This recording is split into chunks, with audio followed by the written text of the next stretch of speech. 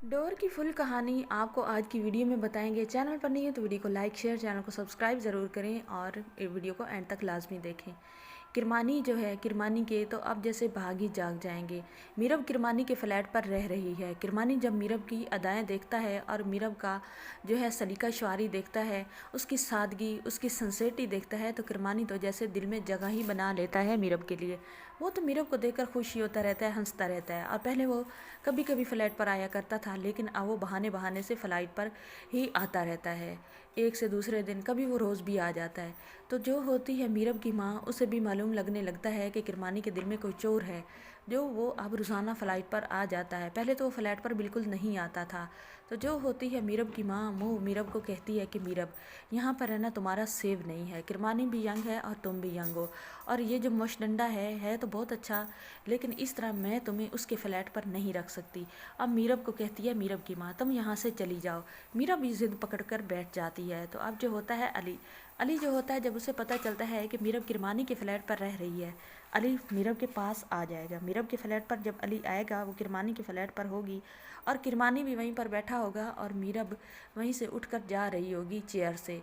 तो अब जो होगा, अली जब देखेगा कि गिराज में किरमानी की गाड़ी खड़ी है और टीवी लॉन्च में किरमानी भी बैठा है और सबाहत बेगम किचन में होती हैं और मीरब जो होती है वो भी टीवी लॉन्च में ही होती है, और वहीं से वो उठकर चेयर से जा रही होती है। अली आग बगोला हो जाएगा। अली मीरब को जाकर पकड़ लेगा और उसे कहेगा, अच्छा तो यहाँ ये बेगैरती के अड्डे चल रहे हैं, तुम यहाँ पर क्या कर रही हो? तुम इस बेगैरत बदनाम ज़माना आदमी के फ्लैट पर रह रही हो, तुम्हें शर्म नहीं आती? तुम्हें कुछ भी गैरत नहीं है? तुमने अपनी तो गैरत बेच ही डाली है।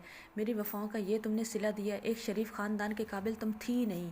अम्मी मेरी सच कहती थी। तो मीरब जो होती है वो कहती है, अली यहाँ से चले जाओ, मुझे तुम्हारी किसी बात की कोई सफाई नहीं देनी। तुमने मुझे छोड़ना है, तुम खुशी से मुझे छोड़ दो। और ये जो बंदा जिसे आप इतना बुरा भला कह रहे हैं ना, इसने मेरी माँ को संभाला है। तुम्हें तो मैंने कहा था, तुमने तो मेरी माँ पर हज़ारों हज़ार इल्ज़ाम लगा दिए थे। तब तुम्हारी सिंसेरिटी, तुम्हारी मोहब्बत कहाँ थी? तब तुम कहाँ थे? तुम्हें पता नहीं था मैं तुम्हारी बीवी हूँ? तो फिर तुम्हें तो चाहिए था सिंसेयर होकर मेरा साथ देना और यहाँ से मेरी माँ को निकालना, लेकिन तुमने तो वही किया जो तुम्हारी माँ ने तुम्हारे कानों में भरा हुआ था और तुम्हारी तरबियत में डाला हुआ था। अली तो हैरान रह जाता है, ये वही मीरब है। किरमानी तो खामोश होकर ये लड़ाई देखता ही रहता है।